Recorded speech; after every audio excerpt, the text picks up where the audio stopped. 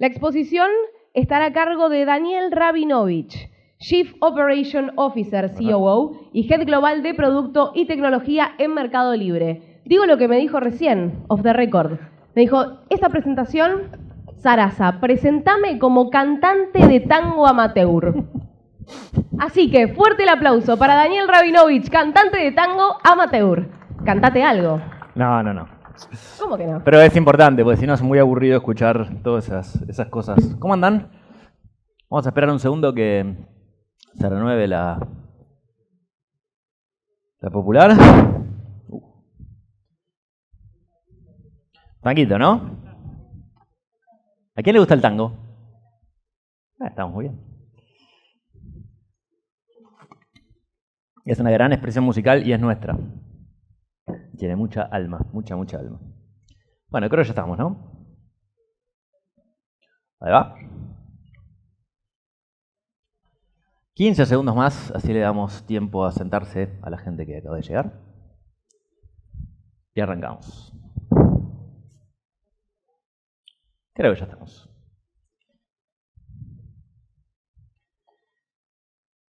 ¿Alguien sabe qué es eso? A ver, un grito. El Doom. Es el Doom. Eso que está ahí es un juego de hace muchos millones de siglos que se llaman First Person Shooters. Es un juego que tenía una especie de escopeta en la nariz y uno tenía que ir navegando unos mundos digitales donde había unos monstruos espantosos que uno tenía que básicamente matar. Hicieron mucha sensación estos juegos cuando salieron por su calidad gráfica. Y la verdad que para la época eso era muy impresionante. Y era muy caro calcular todas esas cuentas que uno tiene que hacer para renderear, digamos, en tiempo real todas esas cosas que pasan en esos juegos. Por eso, y como era una industria incipiente, hay un señor que se llama Jensen Huang, que es ese que está ahí, pendejo en esa época, que había fundado una compañía llamada Nvidia, cuyo objetivo era justamente procesar en paralelo para poder renderear todos estos juegos mejor. ¿Sí? Estaban a punto de morirse, Nvidia, de hecho. Hicieron algo muy épico, que no viene al caso hoy contar la historia, pero realmente cambiaron la manera de desarrollar software y estaban a punto de morirse porque tenían muy pocos meses para salir al mercado y lograron salir al mercado gracias a su genialidad en cómo se testeaban con una placa que se llamó GeForce. Ustedes me dirán, ¿qué tendrá que ver esto? Créanme que tiene un punto. Esta placa GeForce permitía renderear gráficos mucho más rápidos y los permitía hacer en paralelo, o sea, hacer muchas operaciones a la vez. Los procesadores tradicionales hacen operaciones muy rápido, pero de a una. Y lo que pasó fue que el Doom, esos juegos que pasaban de verse así, empezaron a verse así, como estos juegos increíbles que probablemente alguno haya visto, que son básicamente películas animadas increíbles en tiempo real. Todo eso, increíble, se creó una industria por años, muy grande y muy potente, basada en el procesamiento paralelo de gráficos. ¿Qué tendrá que ver esto con la inteligencia artificial? Mientras tanto, en Ciudad Gótica, siempre quise hacer ese chiste, el submundo de la inteligencia artificial eran ñoños adentro de un garage, nerds. Hacían una competencia todos los años que se llamaba así, ustedes me dirán qué es eso. Eso es Image Large Scale Visual Recognition Challenge. Básicamente te tengo que dar una imagen y vos me tenés que decir qué hay en esa foto. Algo que es un poco más normal hoy era absolutamente inconcebible hace unos pocos años. Todos los años esa competencia pasaba sin penas ni gloria porque realmente no andaba ni para atrás hasta que en el año 2012 pasó algo extraordinario. En el 2012, 3 pibes de la Universidad de Toronto fueron a Best Buy, que sería como ir a Frávega, se compraron una de estas placas GeForce para hacer gráficos que procesaban en paralelo y la usaron para crear algoritmos de reconocimiento de imágenes. Y la rompieron toda. ¿Por qué? Porque al procesar en paralelo podían realmente tener un orden de magnitud diferente con respecto al cálculo. Esos eran los 3 pibes. Uno de ellos, Ilya Sutskever, probablemente el mayor héroe, digamos, desconocido para los que no están en el mundo de la tecnología. Empezó a trabajar en Google y en Facebook haciendo los algoritmos de Instagram y de Google, de YouTube. Gracias a eso conocemos estos algoritmos que nos conocen. Básicamente fueron gracias a esos 3 pibes. Y un día, esos dos que están ahí, que quizás los conozcan más, Sam Altman e Elon Musk, llamaron a muchos de estos cráneos y dijeron, déjense de joder, paren de ganar plata en estas 3 compañías e intentemos hacer AGI, una inteligencia artificial general. Todos dijeron que no, menos ese Ilya Sutskever, que se juntó, y junto con estos dos, que ahora obviamente están peleados, fundaron una compañía que se llama OpenAI. Y esta compañía, que en 300 años probablemente no se acuerden de ninguno de nosotros, va a estar en los libros de historia, porque fue la compañía que empezó básicamente la 4ª revolución industrial. Y en el momento que pasó eso, se armó un quilombo increíble en el mundo. Increíble. Ese chico que se llamaba Jensen Huang, que tenía una compañía que estaba a punto de morirse, hoy puede ser la primera o la segunda, pero es una de las compañías más valiosas del universo. Y realmente crearon el producto más revolucionario de la historia, que es el que todos usamos, ChatGPT. Pero el resto de nosotros quedamos como diciendo, ¿y ahora qué? Porque es buenísimo este también. El que no vio Nemo, mire esa película. Claro, tenían un plan espectacular, pero en un momento se quedaron en el agua ahí flotando y diciendo, y ahora, claro, llegamos, pero ¿y ahora qué hago? Y todos empezamos a tratar de aplicar la inteligencia artificial generativa para hacer mejores productos, porque al fin del día a eso venimos. No importa si tienes una empresa o una ONG, hay que hacer mejores productos. Tenemos que hacer algo que le sirva a alguien. Empezaron a pasar 1000 cosas en el mundo. Por ejemplo, los primeros que picaron en punta, salvando el GPT, fueron los que hacen edición de gráficas, porque así como generaban texto, podían generar imágenes. Esa, por ejemplo, es una foto de mi hija. Habíamos bajado esquiando una pista muy larga, se tiró a dormir porque no podía más. Me pareció graciosa la foto, se la clavé, pero me molestaban los esquiadores que están ahí atrás. Y realmente con un clic los matás. Para poder hacer eso que es tan trivial, el algoritmo tiene que entender qué debería haber atrás de esas columnas y esos esquiadores para poder rellenarlo. Y eso es algo bastante increíble que pueda pasar con un clic. Es la industria quizá más transformada aparte de GPT. Y nosotros en Meli empezamos a hacer un montón de cosas. Desde mejorar nuestros catálogos, que antes los escribían equipos muy grandes de personas tratando de conocer el mundo, que es básicamente imposible, mejorar las descripciones de los productos, de duplicar cosas, la gente no se spamea, o sea, trata de crear muchísimas publicaciones parecidas, con fotos parecidas, con el objetivo de colonizar los resultados de búsqueda. Me muevo porque creo que vamos a montar a alguien, me voy a poner acá. De colonizar los resultados de búsqueda. Entonces, esto los ve y los entiende y se da cuenta que es más o menos la misma cosa y las deduplica, cosas que están abajo del capot pero son fundamentales para que uno tenga una linda experiencia de compra. Esta que es divertida, por ejemplo, si uno mirara las fotos chiquititas de los lápices de labios, cuando uno las reduce casi que ni se ven, y lo importante ahí es el color, no todas las miniaturas de lápices de labios. Entonces el algoritmo se da cuenta y en vez de poner eso pone una foto del color, extrae el color de la parte importante de la foto. Son todas pequeñas cosas muy útiles. Por ejemplo, si uno quisiera comprarse una cubierta de autos, cuando uno lo compra por 2, era importante que genere una foto por 2 para que la gente no compre la cantidad incorrecta. Las notificaciones de marketing, por ejemplo, antes que eran iguales, ahora se generan personalizadas por cada usuario, cosa que es bastante épico, porque era básicamente imposible de hacer.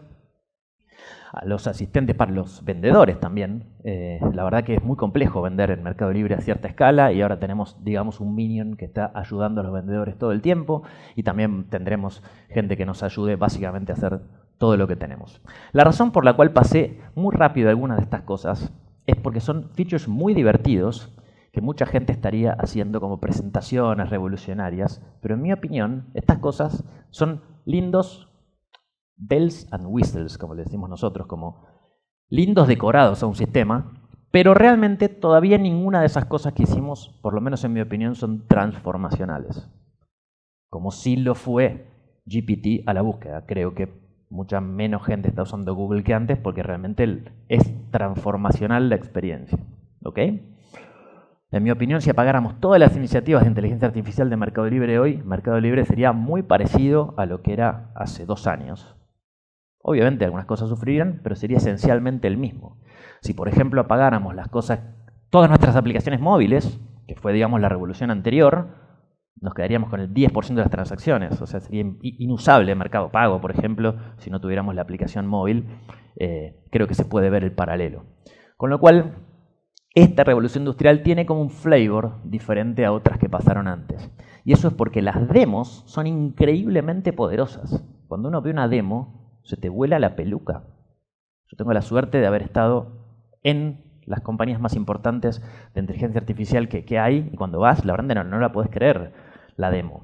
El tema es que cuando volvés al mundo real todavía, las compañías financieras son iguales, las de salud son casi iguales, las de comercio electrónico son casi iguales, las organizaciones educativas son casi iguales, etc. La realidad se parece bastante poco a la demostración que uno ve en las demos. Es buenísimo. Con lo cual, teníamos dos opciones. O nos ponemos a hacer 2 millones de bells and whistles y damos charlas para contar lo divertidos que son y hacemos presentaciones, o tratamos de entender cómo sería lograr alguna transformación. Y nos pusimos a pensar, de todas las aplicaciones que tenemos, hoy la inteligencia artificial generativa tiene 2 problemas. Los modelos son lentos y caros. Con lo cual, el radio de acción todavía es relativamente acotado. Y dijimos, mira, lo único que podemos realmente transformar de una es Customer Support. Hagámoslo. Me puse el casquito, nos juntamos con un equipo y dijimos, no es que vamos a hacer el buffer para que antes que esté haciendo, vamos a crear robots autónomos que realmente solucionen problemas. ¿Por qué? Porque nos cuesta $6 hablar con un usuario y no tiene ningún problema ese usuario esperar 20 segundos en que le resuelvas un problema. Eso no pasaría, por ejemplo, en nuestro buscador o en otras partes donde no podríamos pagar la cantidad de trillones de consultas y tampoco tendría sentido tardar tanto para responderlas. Y ahí empezamos. Agarramos los casos más complejos, que no son, mirá que quiero cambiar mi apodo. Son, por ejemplo, tuve un problema con mi compra. Cuando uno tiene un problema con la compra, yo les aseguro que cualquiera de todos ustedes, que estoy seguro son personas muy inteligentes, si los pusiera media hora a atender de estos casos, digo, lo viví yo, a los 15 minutos estás empezando a hacer preguntas. ¿Sí? Compré un televisor, el control remoto no anda, ¿qué hago? Devuelvo el televisor, carísimo, te pido, te mando otro control, por ahí no lo sabe usar, ¿cómo sabe que está roto?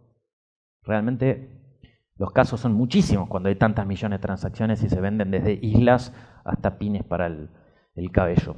Y aparte no es solamente una charla, el robot tiene que poder parar y hablar con un representante humano porque hasta las personas más interesantes necesitamos consultar con otra gente. Y hay un sistema muy complejo que tuvo que construirse para atrás para poder orquestar todo eso y, por ejemplo, que el robot pueda hablar con más actores. Generalmente lo que pasa, hay muchos problemas que en realidad no son problemas reales. Es que te compraste una cafetera y no la sabes usar. Y nosotros no tenemos por qué adivinar cómo andan todos los aparatos del mundo. Entonces está muy bien que el robot pueda decir, espera un poquito, habla con el vendedor, dice, acá tenés un pibe que no sabe usar ni melodía, seguro tiene que apretar el botón verde, esperar 10 segundos y ahí la cafetera no sé qué hace. Pero esa capacidad de poder hablar con diferentes actores es muy distinto que simplemente un chatbot que responda. Y todas esas cosas son órdenes y órdenes de complejidad. Y hay mucha inercia en una organización grande. Nosotros estábamos llegando a los 10.000 representantes en Customer Service. 10.000. Y estábamos festejando cada vez que crecíamos menos que las transacciones del negocio. Dicho en criollo, escalar. Dijimos, mira, esto no va. Entonces, un día creamos un proyecto que se llamó 10K. Dijimos, nunca más vamos a tener más de 10.000 representantes independientemente de la cantidad de transacciones que ocurren en la plataforma. Algo que parece medio desquiciado porque cualquiera que trabaje en Customer Service sabe que hay una relación directa entre la cantidad de transacciones y la cantidad de problemas. Es divertido, nosotros deberíamos tener como 15.000 representantes ahora y no solo no crecimos, sino que decrecimos el número absoluto de representantes y nuestro NPS subió. Así que es interesante ese trabajo y lo más interesante fue mucho más el trabajo humano que el trabajo técnico, por eso no hacemos ese deep dive ahora. Pero también me parece interesante esto. ¿Saben qué es eso? Si cualquiera de ustedes tuviera que trabajar en ese problema, ese sería el flowchart que tienen que seguir. No pretendo que lo lean. ¿Por qué? Porque hay tantos casos posibles, no solo de tipos de productos, sino de tipos de problemas, de tipos de logística. Una cosa es si lo mandó el vendedor, otra cosa es si lo mandamos nosotros, etc. Y tenemos tantos representantes que eso está pensado para que cualquier persona, que por ahí un representante que tiene, no sé, 20 años o 18 y que empieza a trabajar, que queremos que en 2 semanas esté resolviendo cualquier problema, entonces lo tratamos como si fuera un robot, en el sentido de que por más que sea alguien muy inteligente con criterio propio, lo que le pedimos es que recorra todo ese grafo para llegar a una solución. No le decimos analizar el problema, le decimos Vos te encargás de tener una charla con la otra persona, entender todo lo que te pedimos acá y llegar a uno de los nodos hoja de ese grafo. Irónicamente, tratamos a las personas como robots. El tema es que las máquinas estas lo mejor que hacen es que pueden pensar, pueden razonar, son increíbles, realmente son increíbles. Hay muchos rough edges que hay que cubrir, pero son increíbles, realmente piensan. Y lo irónico es que nosotros podemos pedir a las computadoras que piensen en un entorno en donde estamos tratando a las personas como robots, o sea, tratamos a las personas como robots y a los robots como personas. ¿Por qué? Porque si uno mira el flowchart de un robot es increíblemente más simple. Le decimos, hace un loop infinito entre entender el problema y definirlo. Averiguá, pregúntale a este, o sea, hacé lo que haya que hacer hasta que entiendas el problema, después pensá en una solución y si no tenés todo lo que te hace falta, seguí hasta que lo encuentres y una vez que lo encuentres, definí una solución. Eso es lo que uno esperaría recibir si fuera una persona inteligente, siendo que una persona inteligente recibe algo que lo tratan como tonto. No es que sean tontos nuestros reps, los tratamos como eso, y los robots sí lo estamos tratando como una persona inteligente. Y está bueno que podamos entender un poco más en concreto para no ser tan abstracto cómo funciona. Esta es parte del código real del robot. De hecho, fíjense lo increíblemente genérica de la consigna. Le estamos diciendo algo así como, ¿qué es la realidad? Cuando alguien está atendiendo, tiene que encontrar un buen balance entre la satisfacción del usuario y el costo de resolver el problema. Eso es. Tiene 5 millones de asteriscos, pero la capacidad de darle una directiva genérica es algo que yo nunca había visto en mi vida, porque realmente hay tantos casos posibles que hay que atajar cada caso posible. Otra cosa espectacular que hacen estos bichos, acuérdense de las primeras imágenes, es poder mirar. A veces le pedimos fotos para entender cuál es el problema. Yo me vi un montón de casos de customer service en esa época, muy divertido, muchas anécdotas que algunas podría contar y otras más o menos. Las cantidades de fotos que uno ve de los usuarios son increíbles. En este caso era un pibe que se estaba quejando porque compró uno de estos soportes de monitor y tenía una marca, se estaba quejando, una cachadura. ¿Ustedes lo ven? Yo no la tuve un rato, está ahí, si uno la mira, tiene efectivamente una cachadura o una marca ahí la pintura. Lo divertido es que el robot la ve y el robot hace como una especie de log, de bitácora, en donde todo el tiempo va explicando las cosas que ve y que va razonando para dejarlas documentadas y qué sé yo. Y es muy divertido porque le preguntamos eso y también le preguntamos, este es un entorno donde hay potenciales, no quiero decir fraudes, pero abusos. Por ejemplo, alguien podría mandar una foto de algo roto y pedir que le reembolsen. Y yo cómo sé que es el de él, porque al final del día le estoy devolviendo plata. Nosotros gastamos invertimos cientos de millones de dólares por año cubriendo a usuarios por problemas. Fíjate lo que dice ahí abajo. Dice, parece que la foto está sacada en un entorno hogareño, parece real, no parece una foto de catálogo. Ese tipo de cosas son cosas que es de las cosas que hacían los humanos antes. Que le pedimos justamente que si le lógico la lógica la conversación que está teniendo, lógica la foto, etcétera, etcétera. Eso está en el mundo de las demos.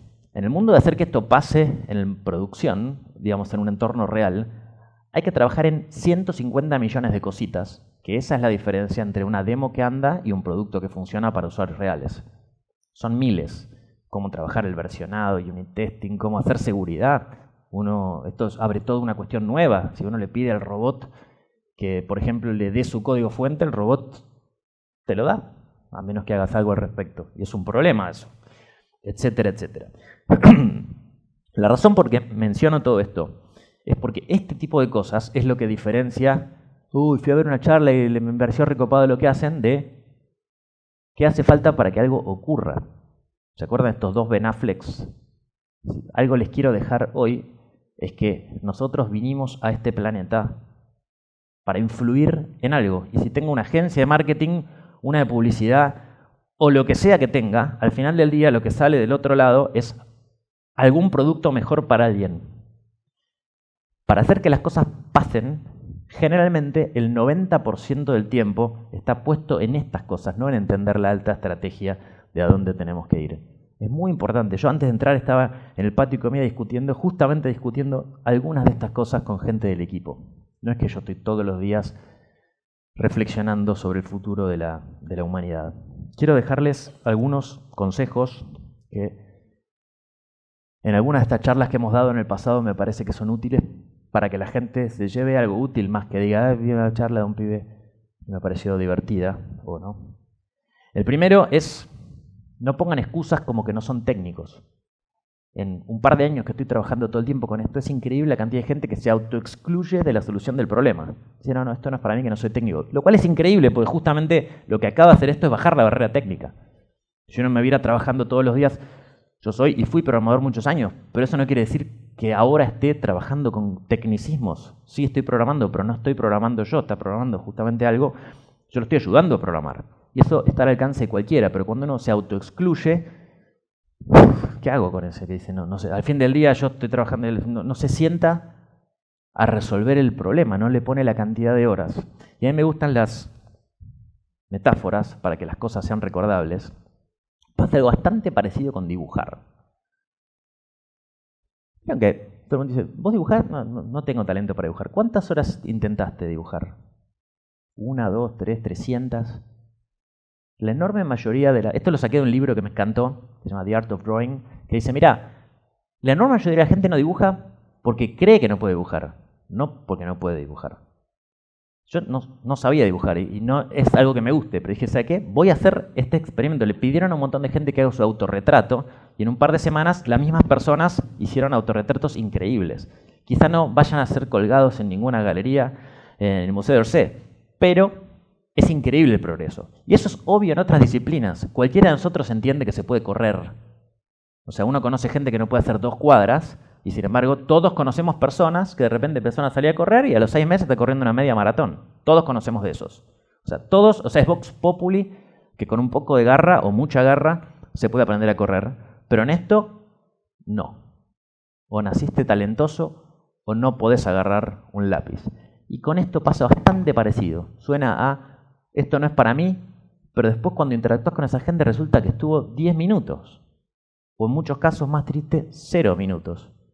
Realmente intentando usar una herramienta que tiene las barreras de entrada más bajas de toda la historia de la tecnología. Segundo, el foco tiene que estar puesto en cómo crear valor. No importa si son una compañía que hace termocuplas, si son una entidad educativa, si son con o sin fines de lucro, no importa nada. Lo que sí importa es crear valor para alguien. A eso vinimos. Esto es una herramienta increíble. El foco tiene que estar en cómo crear valor. ¿Y por qué digo eso? Porque a cualquier lugar que voy, y si hoy hubiese un Q&A, que creo que no hay, pero si hubiese, les apuesto que todas las veces que voy a algún lugar a hablar, ninguna de las preguntas apunta a ¿cómo es que hicieron esto? Ayúdame a que yo también resuelva un problema. No son esas las preguntas. ¿Saben cuáles son las preguntas? Las máquinas nos van a matar a todos. Las máquinas sienten amor. Ya nació Skynet. Mi novia va a ser una computadora. ¿Cómo se va a legislar eso? ¿Cómo evitar los riesgos de la inteligencia artificial? Decís, no puedo creer. Traes un pibe que lo único que hace es trabajar con eso todos los días y en vez de preguntarle cómo puedo aprovechar eso para hacer algo mejor en mi mundo, le pregunto que me hable del futuro. Supongamos que yo conociera el futuro, cosa que no es la realidad. Pero supongamos que yo lo conociera. Le digo, sí, nos van a matar a todos. O no nos van a matar a todos. Sí, la mitad de la gente se va a quedar sin trabajo o no, la mitad de la gente no se va a quedar sin trabajo. Después de esa respuesta, me da mucha curiosidad qué ibas a hacer después. ¿Ibas a ir al bar con los muchachos y decirle, sí, no sabes, nos van a matar a todos? No sé, no entiendo. Y es increíble cómo eso pasa repetidas veces en entornos distintos. Así que les aconsejo muy fervientemente que se pongan en la fila correcta. ¿Estaba por ahí? Ahí va. En la fila correcta. Por favor. Buenísimo. A mí también me interesa la futurología. No es que no me interese saber qué le va a pasar al futuro de mis hijas. Pero tiene una cota eso. El 80% de mi tiempo, 90%, está puesto en cómo hacer al mundo mejor. A mi mundo mejor. A lo que yo puedo influir. El último de los consejos es abandonar el discurso ese de ahora con inteligencia artificial todo es fácil. ¿Escucharon eso? Todo el tiempo. No, que el programador... Soy diseñador, no, tampoco, está muerto. Abogado, no, esto boludo, se le decís el contrato, me hizo un contrato increíble en 2 minutos, todo eso. Fantástico. Primero, es muy cierto que las herramientas son increíbles ahora. Segundo, si eso fuera así, no estaríamos haciendo toda esta presentación diciendo que la universidad es la misma y que el mercado libre es muy parecido y todo eso, ¿no? Y si fuera tan fácil hacer una empresa, que sabemos todo el tiempo que es muy fácil hacer un unicornio de una sola persona y todas esas cosas, estamos diciendo que me parece fantástico. Es verdad que es más posible que antes. Pero ¿por qué decir que es fácil? O sea, que esa teoría nos lleva a qué. Y a mí, vuelvo a repetir que me gustan mucho las metáforas y el esquí. Hace casi 75 años, el que ganó el downhill de Cortina d'Ampezzo fue ese pibe que estaba ahí, Tony Seiler, ¿no?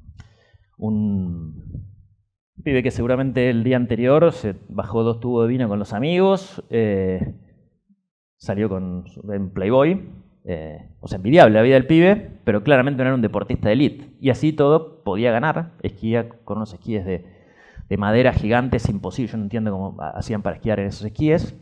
Iban en carreta.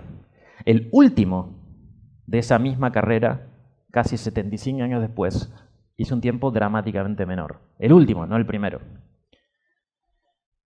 Y creo que la razón que les quiero dejar en la cabeza de esta aparente contradicción de la facilidad y la dificultad sería algo así. La pregunta es más fácil esquiar ahora que hace 75 años? La respuesta es, sin duda, sí. Es muchísimo más fácil esquiar con los esquíes de hoy que con los esquíes de hace 75 años. Pero la pregunta no es esa. La pregunta debería ser, ¿es más fácil ganar una carrera hoy o hace 75 años? Que es una pregunta muy distinta, porque lo que estamos haciendo acá es competir en un mercado, no es programar. Todos los días veo a alguien que dice, sí, una aplicación en 5 minutos. Porquería, ¿de quién te la vas a vender? O sea, no entiendo, el de enfrente también tiene el mismo aparato para hacer la misma aplicación que vos. O sea, me da mucha curiosidad a quién pensás venderle algo que toma 2 clics en construir. Mucha curiosidad, pero realmente mucha curiosidad. De hecho, es evidente la dificultad. O sea, este pibe que salía se dedicaba a disfrutar la vida, no podría ni subirse los esquiadores. Los únicos esquiadores de Copa del Mundo hoy son superatletas que viven para eso, porque es la única manera de competir.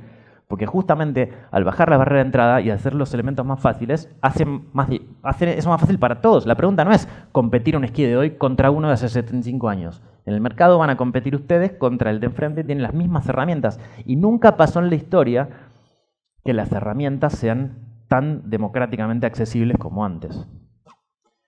Con lo cual, recordemos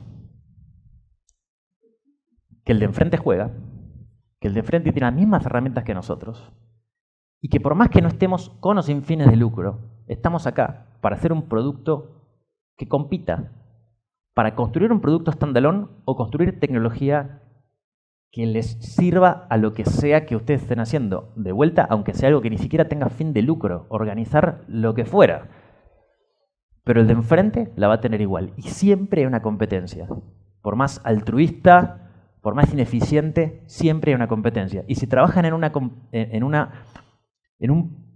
entorno en donde básicamente la competencia es cero, les deseo que salgan de ahí porque básicamente generalmente son los entornos más aburridos y más ineficientes. El punto con el que quería cerrar la charla de hoy es que, independientemente de la revolución industrial que tenemos la enorme suerte de vivir, a mí me encantó una parte de la alegoría de lo que dijo Seba con respecto a nadar hacia la ola, porque me parece el mensaje correcto. Lo único que no veo tan igual es que eso parecía un peligro. Y esa parte de la alegoría me gusta un poco menos. No sé por qué es un peligro. Es un peligro, como todos los peligros, para el que se quede atrás. Exactamente el mismo peligro que el que no sabía usar un serrucho y pretendía ser carpintero.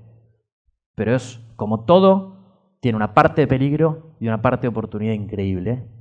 Algunos de nosotros tenemos la suerte de haber vivido como 3 revoluciones industriales en una vida, cosa que no pasaba. Si vos nacías en el 1100 o en el 1700, el mundo era, la verdad, medio igual. Y ahora en muy pocos años tenemos toda la suerte de estar viviendo una que no se puede creer. No hay atajos. No es que, listo, ensamblo 3 herramientas, hago 2 clics, hago una aplicación y gano. No es así. Hay algo que creo que no va a cambiar nunca, que es que la gente que gane va a ser gente muy enfocada, muy dedicada, muy apasionada, que está dispuesta a persistir en el esfuerzo y que disfruta el camino de romper una barrera tras de la otra hasta que un día, después de 100 fracasos, empiece a ganar algún partido. Siempre terminamos con el mismo slide. Pasan los años y no puedo cambiar la última diapositiva de mi presentación. Porque el concepto es siempre igual. No hay atajos, no hay shortcuts para llegar a ningún lugar a donde realmente valga la pena ir. Muchas gracias.